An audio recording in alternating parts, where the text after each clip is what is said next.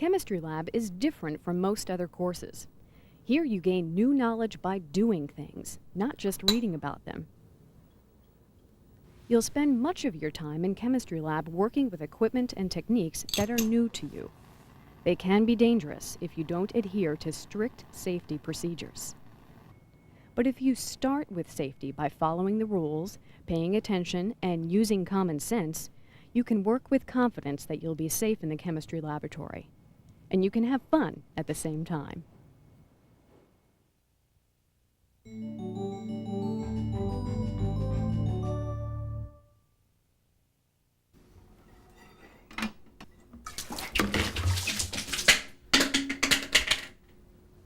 Handling chemicals safely means following rules designed to keep them from contacting your skin and eyes, or someone else's. One important safety rule is, always use small containers that you can control easily. Ignoring this rule can cause accidents. If you have an accident, always inform your teacher. Pouring from small containers is far safer. Accidents can also happen when mixing chemicals. Is this okay? Looks fine. You can go ahead and get started. Okay, thank you. To be safe, only mix chemicals when your teacher says to. Read the instructions for the experiment all the way through first, before doing anything. Read and reread labels before use to make sure you've got the right chemicals. Note the concentration and the hazard warning. Accidents can happen when the wrong chemicals are mixed together, or when the right chemicals are mixed together in the wrong way. Make sure to follow your instructions exactly. For example, suppose you have to dilute concentrated sulfuric acid with water. You might think you could mix them together any way you wish. But there's an important rule for diluting concentrated sulfuric or phosphoric acid that should always be followed. Add the acid to the water, never the reverse. Remember it by the initials AA, add acid. Watch what happens when you don't follow this rule.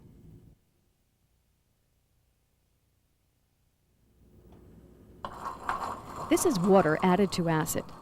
The acid boils, and it can splash out of the beaker.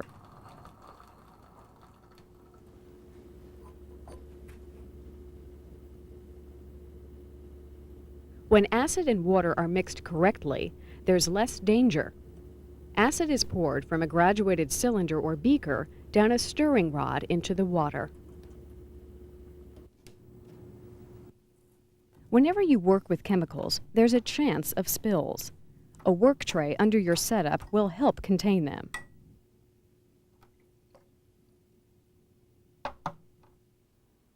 Always move carefully when handling chemicals. Keep coin-top stoppers between your fingers, not on the bench where they can pick up contaminants. Hold bottles with your hand over the label and replace stoppers immediately. Covering the label keeps drips from blurring it or getting on your hands. Set bottles out of the way when you're finished so they won't get knocked to the floor. When handling chemicals, always keep them away from your face. Never taste anything to see what it is, and don't touch it or smell it directly from the bottle either.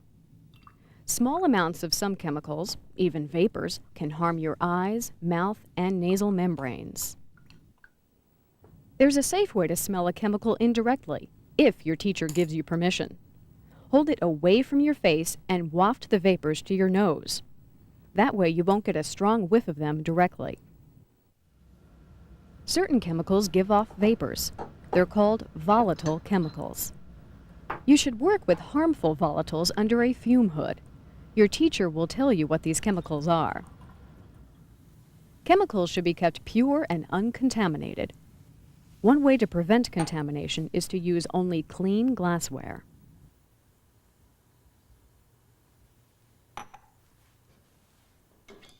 Another way is to only pour out of a reagent bottle. Never pour anything back in, even excess chemicals you haven't used. It's better to waste the excess than to risk contaminating the entire bottle with particles from around the lab.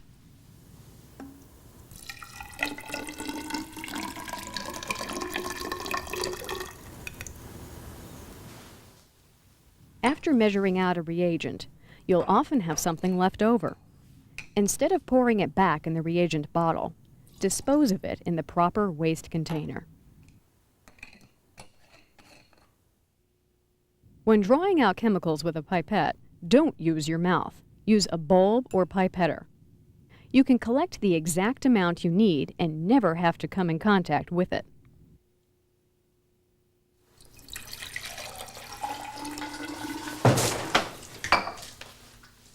At some point in your laboratory work, you'll probably spill something.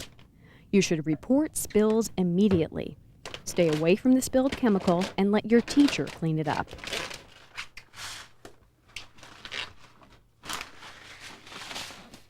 To keep a large spill from spreading, it's barricaded with an absorbent material such as kitty litter. It's then either mopped up or covered over completely with the absorbent.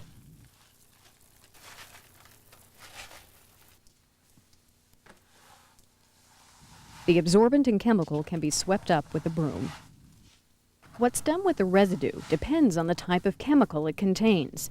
Your lab should have a container for each type of waste. Don't throw waste chemicals down the sink unless your teacher says it's all right.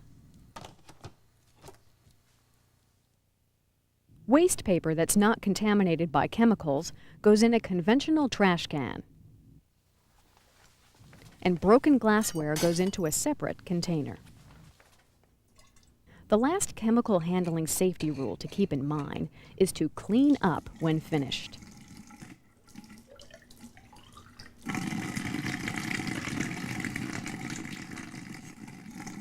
Glassware should be thoroughly scrubbed and rinsed so it's as clean as possible for the next experiment. Liquid puddles or powders left behind on the lab bench can get on the next person's clothing or skin. Wipe them up thoroughly and throw the paper towels away in the proper container. And clean chemicals off your hands before leaving. There may be invisible chemical residues that could damage your skin or contaminate your food the next time you eat.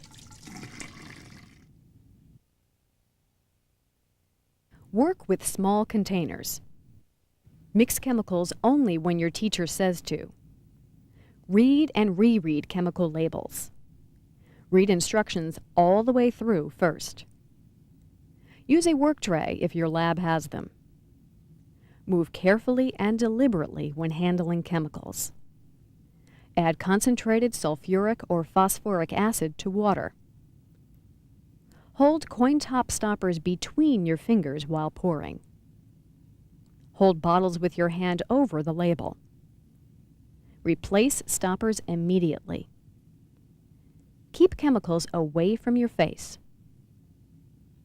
Work with harmful volatile chemicals under a hood. Keep chemicals as pure and uncontaminated as possible. Draw out chemicals with a pipette filler, never by mouth. Notify your teacher to clean up spills. Put waste in the proper container. Clean up when finished.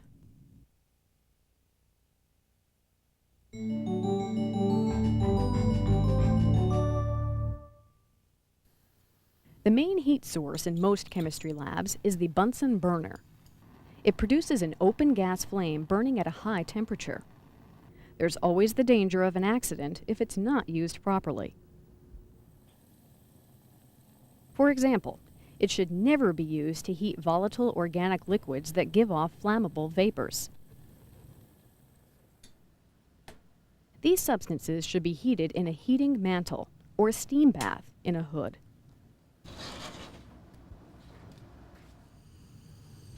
But for most other substances, a Bunsen burner is an ideal heat source when used properly. There are several types of Bunsen burners, but they all have the same basic parts. The gas comes from an outlet on the lab bench. A rubber hose fits over the tip and over a similar fitting on the Bunsen burner. Most burners have a valve at the bottom to control the flow of gas. Air inlets control the amount of oxygen in the flame. a wing top can be placed on the burner to spread the flame out. There are several important rules to follow to use a Bunsen burner safely. First, check the gas hose for cracks. If you see any, get a new hose.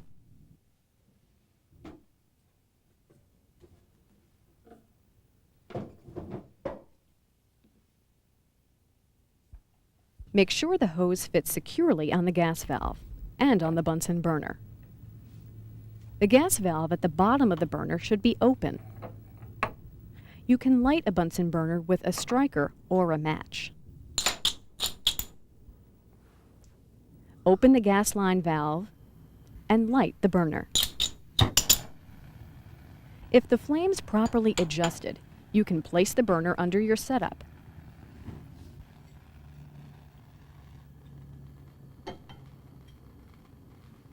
When using a match, strike it away from you. Turn the gas on after the match is burning. That way, gas won't escape while you're striking the match. Light the gas from the side so the match isn't blown out. A yellow flame is too cool. Opening the air holes lets in more oxygen for combustion. Adjust the bottom valve if the flame is too large or small. The flame should be blue with a lighter inner cone. The tip of the inner cone is the hottest part of the flame.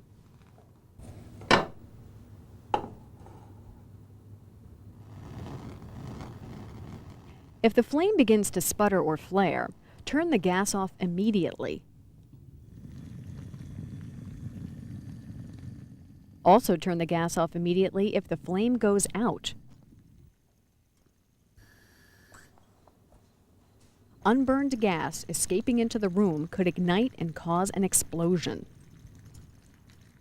Even when the burner seems to be working properly, if you smell gas, turn it off. Cracks or stars in glassware are dangerous. They can break open when it's heated.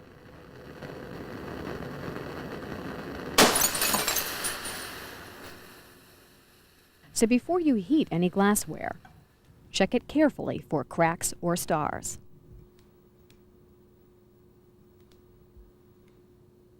Flat-bottomed containers are normally heated on a wire screen on a ring stand.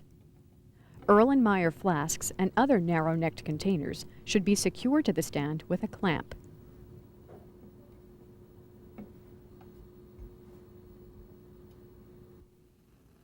Test tubes can be heated in a water bath. The water bath transfers heat slowly and evenly to the test tube and helps keep it from boiling over. You can also heat a test tube directly in the flame. Hold it at an angle while moving it back and forth to distribute the heat evenly. Aim it away from yourself and your neighbors in case it boils over. Only heat containers with openings. A boiling liquid changes to gas, which must be able to escape. Gas can't escape from a closed container, and the pressure that builds up can burst it. Be extra careful when working with heated equipment.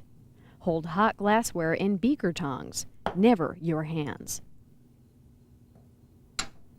Remember that the wire screen and ring stand are also hot.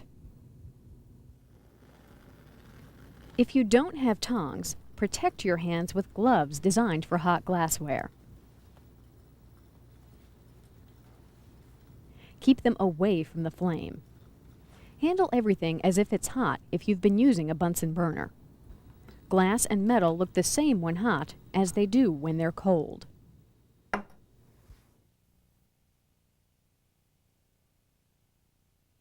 Heat volatile organics in a heating mantle or steam bath in a hood, not over a Bunsen burner. Check the gas hose for cracks. Make sure the hose fits securely on the gas valve and Bunsen burner fittings.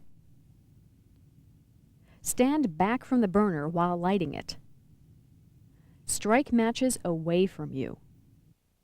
Turn on the gas after lighting the match. Turn the gas off immediately if the flame sputters, flares, or goes out, or if you smell gas. Check glassware for stars or cracks. Clamp narrow-necked containers to the ring stand. Move test tubes back and forth through the flame at an angle while heating.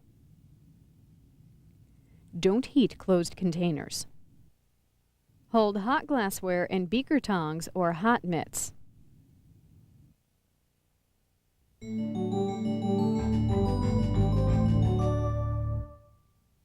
Thermometers are one of the most important tools in the chemistry laboratory.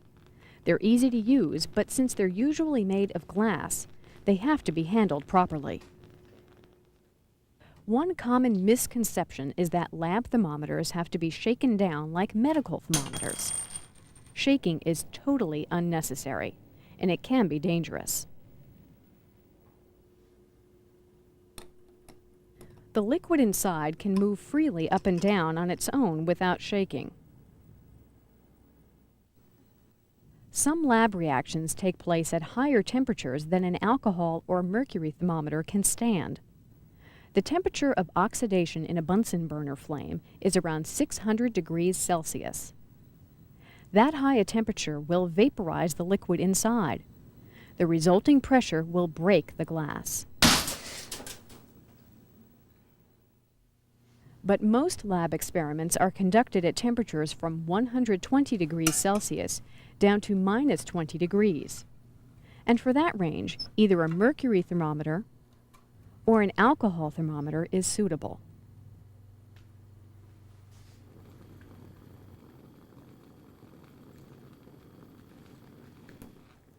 No matter which type you use, always treat it carefully. When you're finished with it, set it down where it will be safe. Lay it away from the edge of the bench on a wire screen or towel so it can't roll off.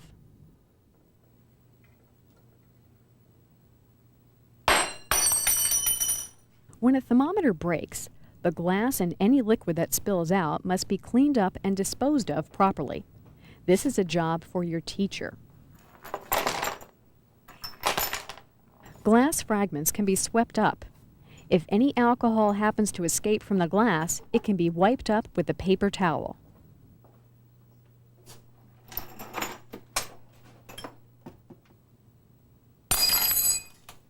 Cleaning up a broken mercury thermometer is more difficult and also a job for your teacher. Mercury is poisonous, and it won't soak into a paper towel. Mercury vapors also can escape into the air. If you work with mercury thermometers, your lab may be equipped with a mercury cleanup kit or sponge.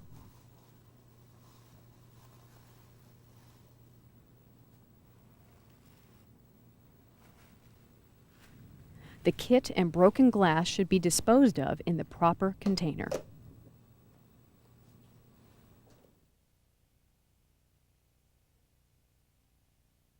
Don't shake thermometers. Use thermometers only in the temperature range they're suited for. Lay thermometers down on a towel or wire screen to cool, away from the edge of the bench.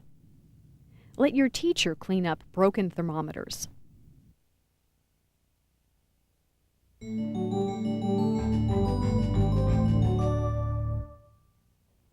The most common lab injuries are cuts from broken glass, especially glass tubing. A typical accident comes from using too much force to push a tube through the hole in the stopper. One way to avoid this kind of accident is to use an inserter. First, dip the Teflon tip in a glass lubricant such as glycerin. Then push it through the stopper. Remove the tip and slide the tubing through the hollow inserter shaft. Removing the shaft leaves the tubing behind. Make sure to wash the lubricant off the tubing and stopper before using them, and replace the Teflon tip so it doesn't get lost. To remove the tubing, take out the tip and lubricate the end of the hollow shaft. Push it through the stopper hole around the tubing.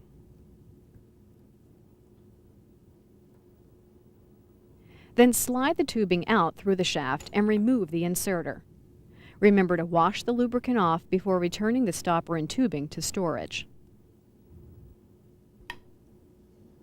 And don't forget to replace the tip. If you don't have an inserter, lubricate the tubing instead. And protect your hands with leather gloves. Push the tubing gently through. Rotate it if there's any resistance. Use the same care when removing it, and don't forget to wash off the lubricant.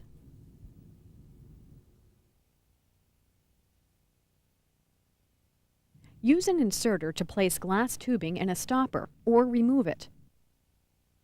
Or lubricate the tubing and protect your hands with leather gloves.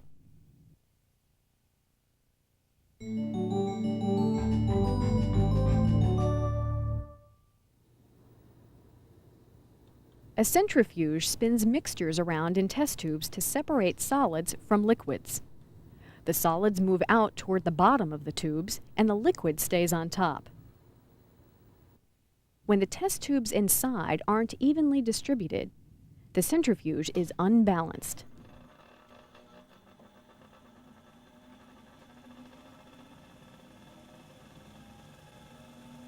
It vibrates like a washing machine with an unbalanced load. If the vibration is bad enough, it can fall off the benchtop.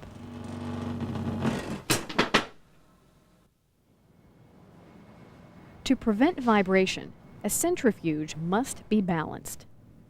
If you're only centrifuging one test tube, place another one opposite it with an equal amount of water. Once the centrifuge is balanced, you can turn it on.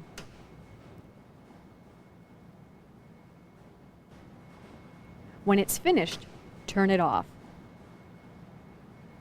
Then wait till it stops spinning on its own. Never try to stop a centrifuge with your hand.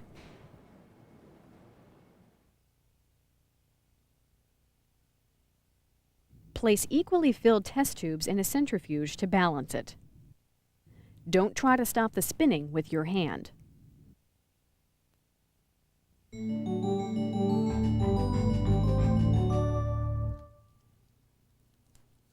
A safe lab session starts with proper clothes. You must wear clothing and equipment that will protect you from chemicals and flames, and at the same time, stay out of your way.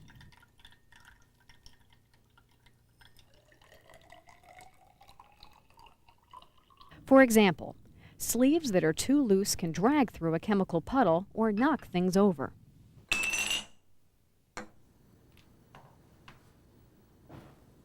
The wrong material is also dangerous, as this mannequin demonstrates. Fuzzy sweaters or filmy fabrics can easily catch on fire.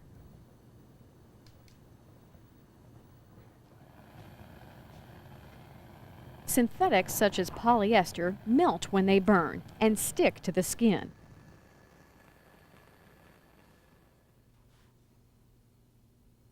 The right kind of clothing includes sleeves and shirts that fit fairly close, but aren't too tight to restrict movement. And fabrics made of sturdy cotton or wool that won't melt and stick to your skin. A lab apron keeps most splashes off your clothes. But you should still wear older clothes underneath in case any chemicals get past the apron. Legs are vulnerable to chemical splashes and broken glass if you drop something. So long pants or a long skirt should be worn to protect them. Open shoes can't protect your feet from spills. Closed leather shoes are much better. And shoes made of cloth or woven material can absorb spills and hold harmful chemicals against your skin. Besides wearing the right clothes, there are other precautions you should take to avoid accidents. Tie up loose, long hair. It could knock something over or even catch fire. Remove rings and watches. They can trap corrosive chemicals against your skin, and the chemicals can damage your jewelry. Your eyes are the easiest to hurt and the most important to protect. Don't wear contact lenses in lab. They may trap chemical vapors against your eyes. If that happens, your eyelids may go into spasms that make it impossible to remove the lenses and wash out the chemical. Always wear goggles with side shields to completely protect your eyes, even if you're already wearing glasses. And finally, protect your hands. Never use bare hands with concentrated acids, bases, or other reactive chemicals, such as concentrated hydrogen peroxide.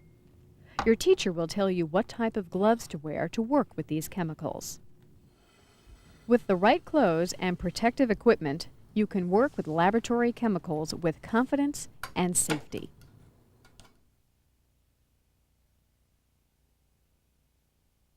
Don't wear extremely loose clothing. Fabrics should be sturdy and natural. Wear older clothes and cover them with a lab apron. Wear long pants or a long skirt to cover your legs. Wear closed leather shoes to protect your feet.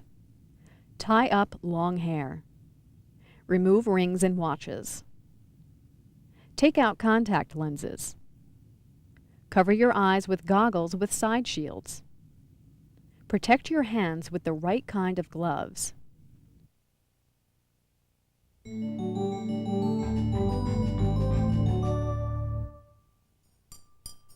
A chemistry laboratory is full of beakers and bottles holding chemicals. Fooling around can have disastrous consequences. You could scar yourself or others for life, even cause blindness.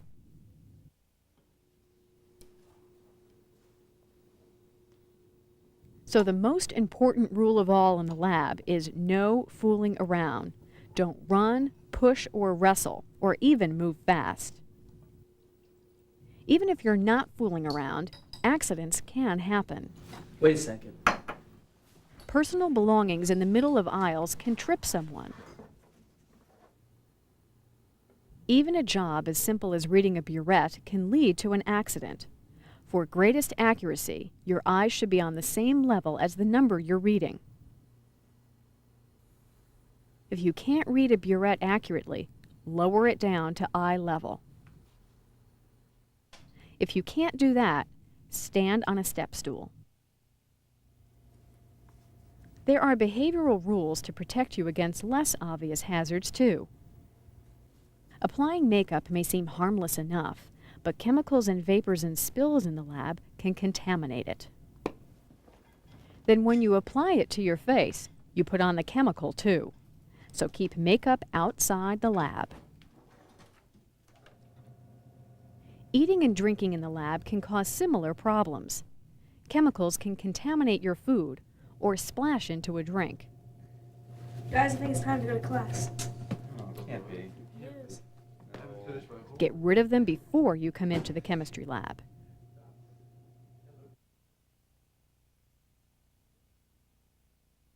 Don't fool around in lab. Keep aisles clear of personal belongings. Stand on a step stool when you have to reach. Keep makeup in your purse. Keep food and drinks outside.